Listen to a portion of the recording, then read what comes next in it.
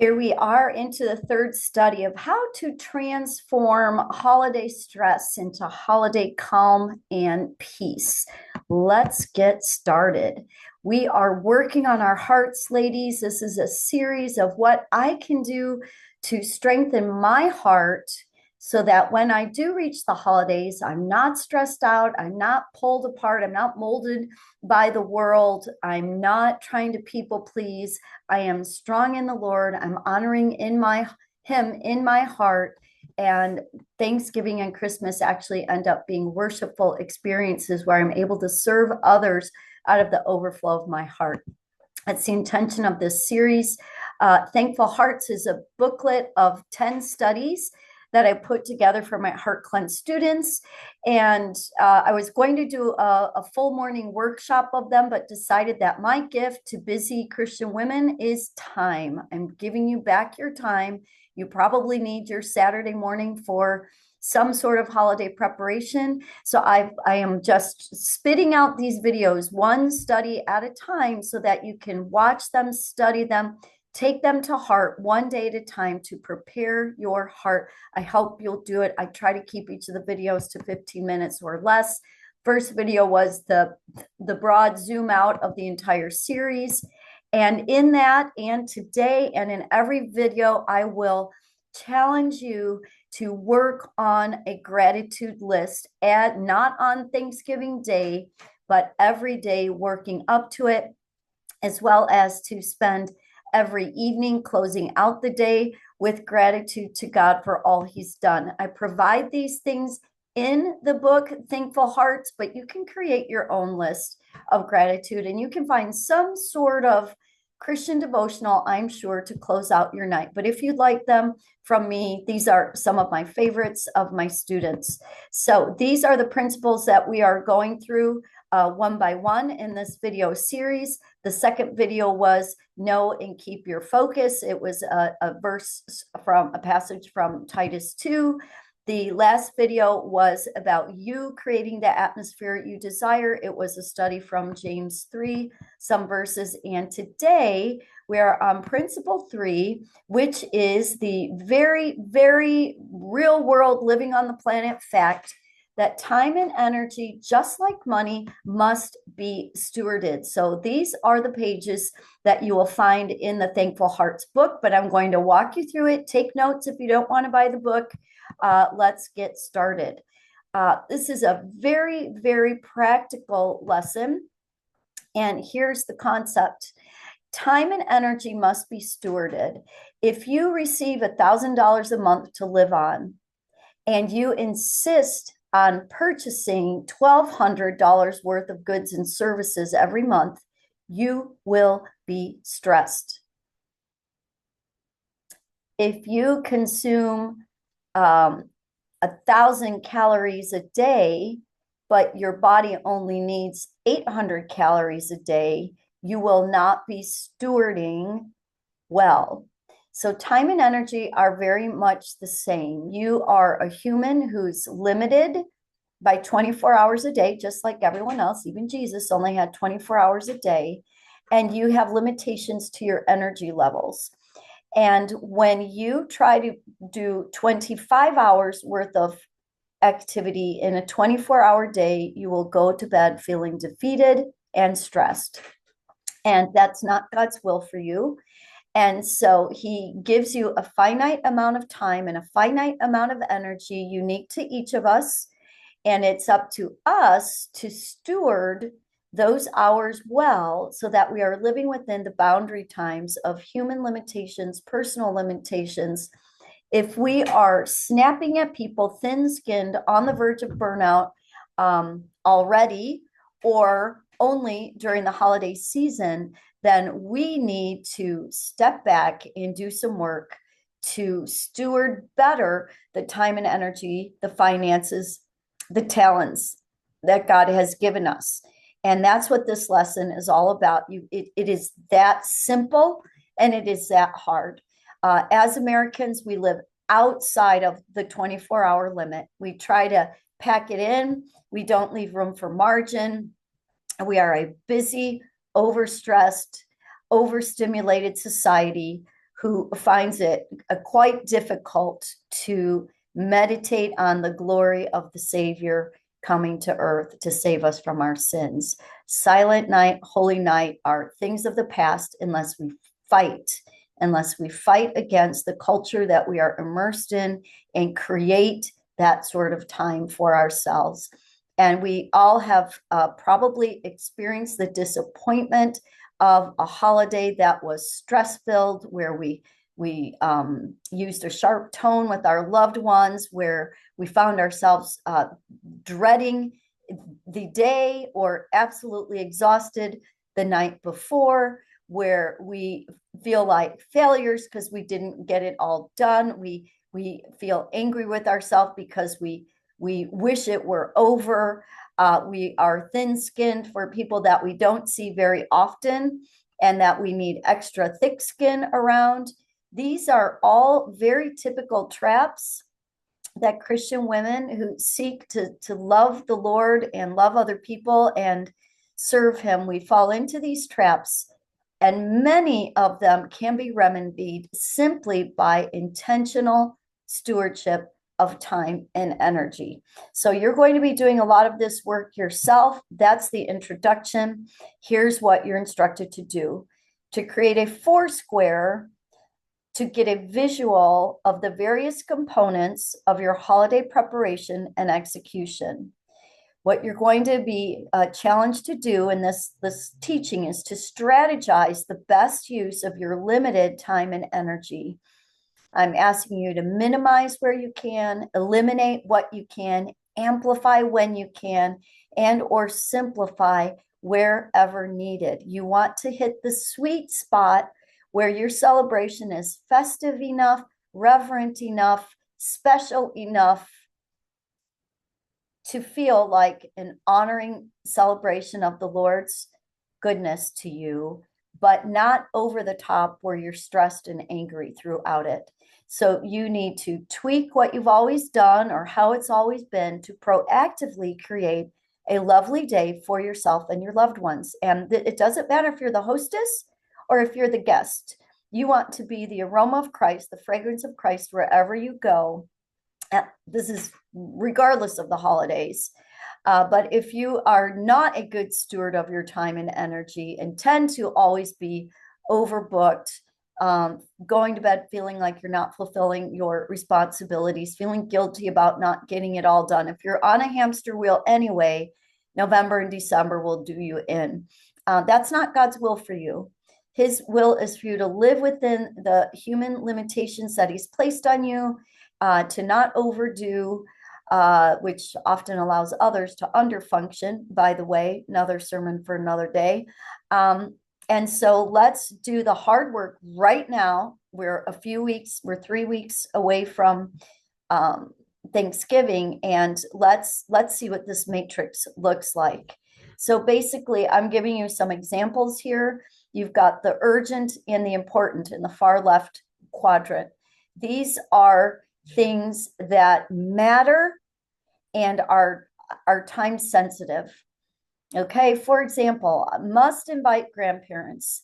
They require extra work and preparation, but I don't know how long we will have with them. That might be one decision you make about people that you realize will be extra work, but you won't have them always. So they are in there. It's of great value, and it kind of needs to be front burner.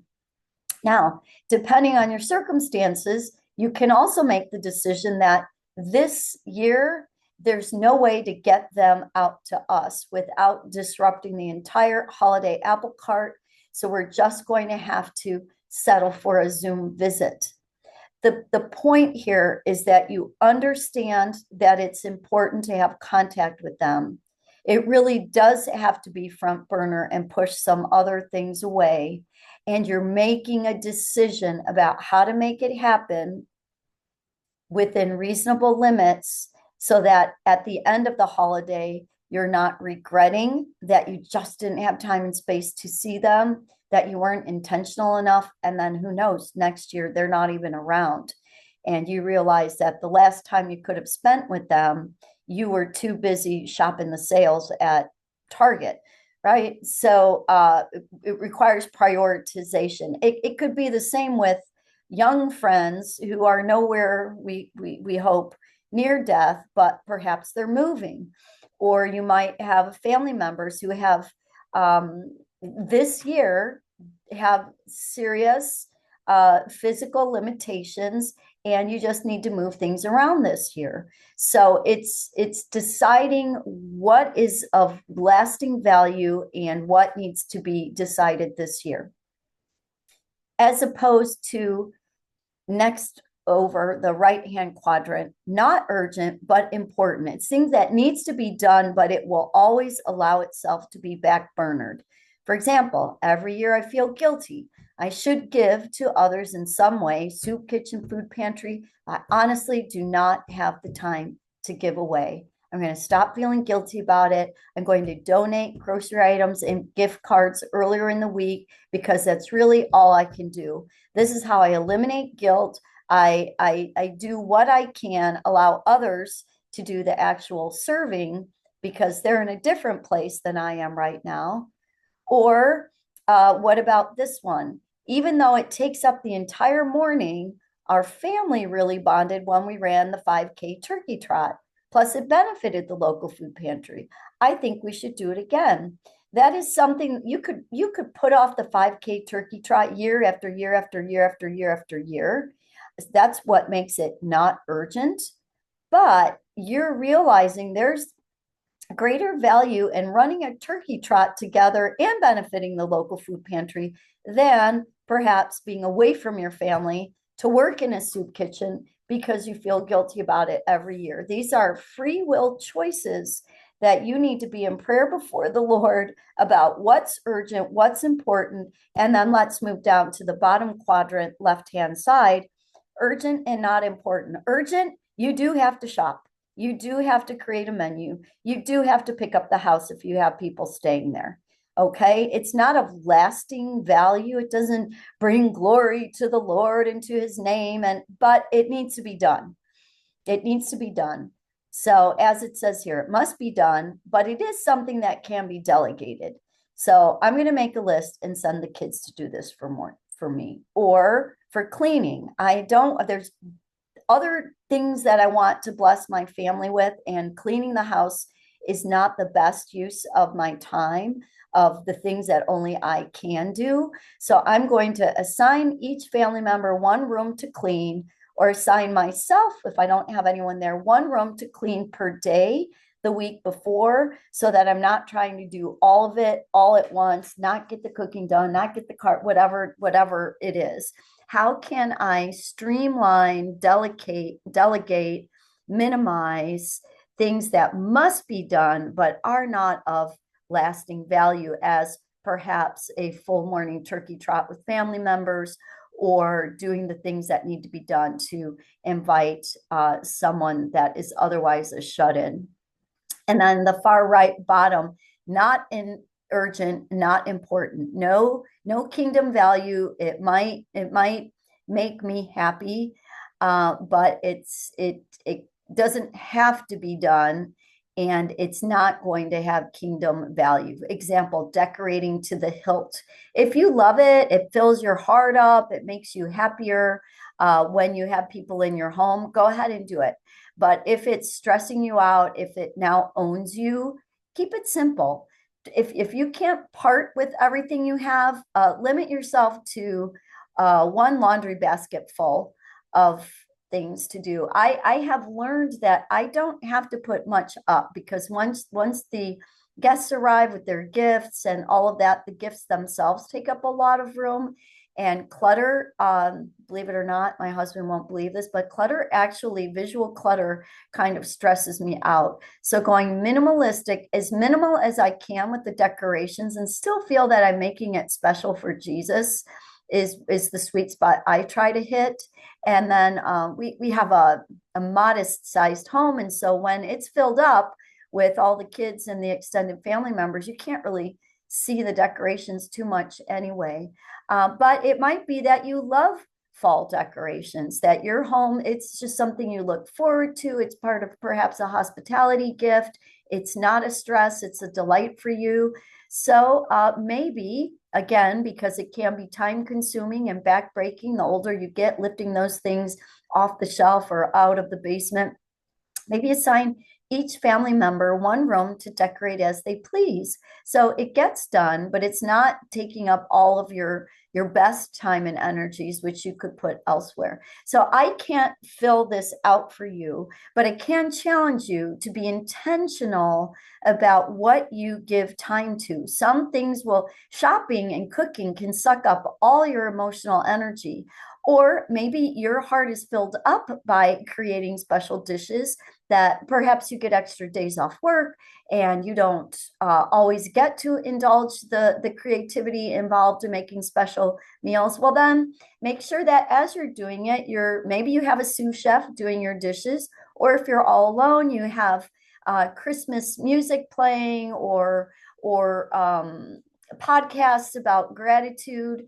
Work hard to make the preparation for the event soul filling and not physically and emotionally draining. But take the time first to think through these priorities. So you can stop the video now and work on that, or kind of get the idea and work on it after the video's over with. Okay. So I'll just tell you that I time management was one of my favorite topics. It's not that important to me today since I read John Mark Comer's Ruthless Elimination of Hurry. I'm not having to find 50 ways to cram 25 hours worth of activities into 24 hours. But there was a period in my life when I loved that topic. We homeschooled 5 children. We were on one salary, so we didn't have any outside help. And I was constantly trying to crack the code of how to get it all done cheerfully. And so that is still one of my favorite topics, although not as necessary now that I'm pretty much an empty nester and have converted to the ruthless elimination of hurry. I should have had that on this slide. But anyway, I made an entire playlist that will walk you through a document that I created, Time Tamers, that explains step by step how I budget for time, how I steward time. It's a wonderful, logical, it's so simple, but Americans like to live in debt. We like to live overweight. We like to constantly try to do more than God has given us time to do. So that part of it can be tricky, reining in the overdoing of the typical American, but I give you everything that you need. So at the top of the document here, it says, prayerfully either do the decision matrix or prayerfully ponder how to steward your time. And that is one of the lessons in HEARTCleanse. And you're like, oh, great. But you don't have to do HEARTCleanse to do it, because I give it to you in the Time Tamers playlist. So you can look that up on YouTube and see if it's if it's something that you think would be helpful to you. And then I think there's 5 or 6 videos. And if you get the Time Tamers document, which is totally free, both of these are totally free, then you can work through it in that series of videos. Okay, but here are some principles to keep in mind. 1, remember, they will not remember the decoration. Your loved ones are the they.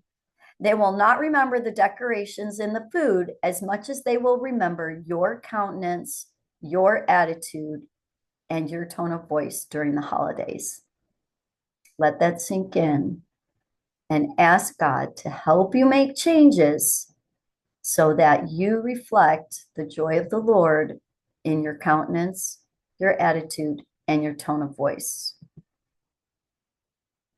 A very practical thing is write down the day and then work backwards. What needs to happen the day before? That means it needs to be ordered 2 days before. That means it needs to get picked up this many hours before. Work backwards from the holiday.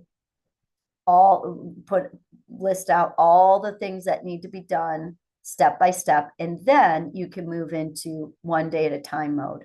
But if you don't plan strategically, you'll just get pulled apart by things that randomly cross your mind that you got to get done. It will be very reactive and scattered unless you methodically list out all the things that need to be done, the time frame in which they need to happen. Nothing worse than having someone from out of town come in and you're scanning the front porch for that Amazon package because you ordered it too late and Amazon gets backed up around the holidays. So plan carefully, working backwards. When you plan it out backwards, you don't have to keep all of it at the forefront of your mind every day.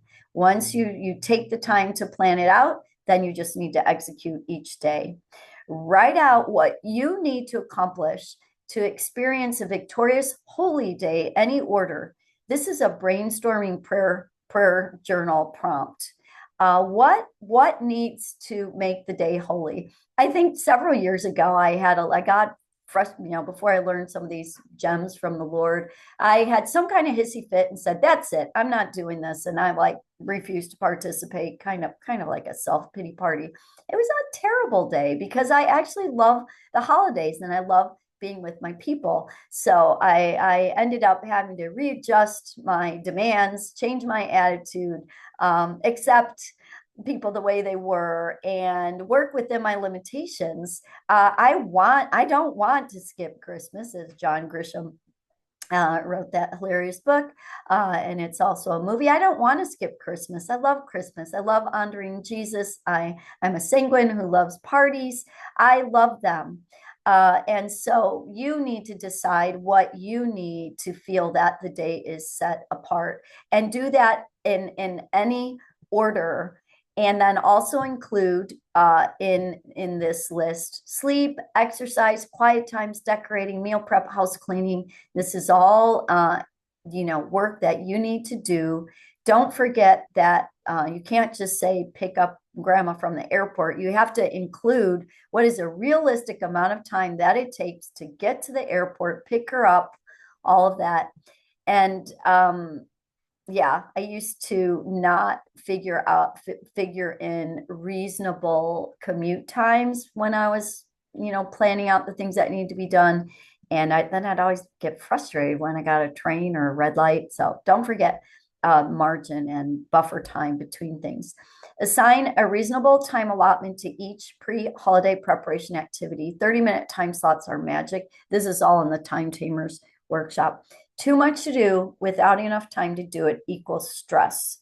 So when you list out everything that has to be done and you add it all up, you're going to add it all up, and they must add up to 24 hours per day. Parcel out the needed preparatory work over as many days preceding the holiday as needed. So if making cookies every year takes you 5 hours, and you don't want to give up cookies, but you don't have 5 hours, then parcel out 2 hours every weekend for 3 weekends beforehand. Whatever you need to do to keep your countenance, your attitude, and your tone of voice honoring the Lord and truly showing the overflow from your heart. If you are trying to pick up grandma from the airport and make the cookies and dress the tree and place your orders on Amazon and get the guest rooms ready all in one day, you are not going to be a lovely hostess. So decide what needs to be done, break it up, scatter it throughout the days. I told you to work backwards. So some things are time sensitive. You can't pick up the Christmas ham until it's ready on Christmas Eve morning. Some things you have wiggle room and can work ahead of time. Okay. Keep working and reworking, eliminating and altering all that needs to happen until you have created a workable plan of lovely and manageable and peace-filled days of preparation, overseen by you, the peaceable, peacemaking mama. So there you have it. I'm going to follow up with a couple things. So remember to look at those things I've told you. So I've told you a lot of things to do, but let's just finish with a few concise things. Our overall goal is to glorify the Lord, to praise his name, to bring him glory in all that we do or say, right? So big picture, take a zoom out, look at your calendar. You've got 3 weeks. I don't know when I'm going to post this. You have 2 to 3 weeks before Thanksgiving, an extra month for Christmas. Zoom out. look at the calendar when you have to work, when people are coming in, list out all the things in random order, and then put them into your calendar. I'm already getting invitations. We also have a wedding in December, a family wedding. So I am just receiving invitations and saying, I will get back to you because I want to be a help. I want to be a fragrance of Christ as I help. I have to make some decisions. So you also need to prioritize your yeses and your nos. Be very protective of your time with the Lord. Eliminate anything you can that drains your spirit or distracts you from your love of Jesus and your desire to love and serve others. And make sure you say, let me get back to you before committing. You can do this. And whatever the Lord doesn't give you time and energy for is something that's not meant for you. So make sure you work on that gratitude every day. It's a huge game changer. You can get a 5-minute gratitude page or a 4-page gratitude guide. The gratitude guide, I'll be taking women through it in a live by Zoom Thanksgiving Thankathon between you and the Lord, but we'll be doing it together and I'll be guiding you because otherwise you might not do it. If you are enjoying these studies or want to study them at greater length, go ahead and get the Thankful Hearts Holy Days or Holidays book by Susan Fisher at Amazon. Follow along here with me if you want to just keep meeting with me here or do the studies on your own or with a friend. And what next? We'll look at principle number 4. In acceptance lieth peace. That's what I will be teaching on in the next video in the series. So please be a doer of the word, be brave. Most of us don't make the changes we want to because we are people pleasing. Your people will be pleased if you are stress-free. Small changes can make a big difference, but you've got to make them. So thank you for coming. Come back soon and see you at the next one. Until then, keep your heart clean, my friend.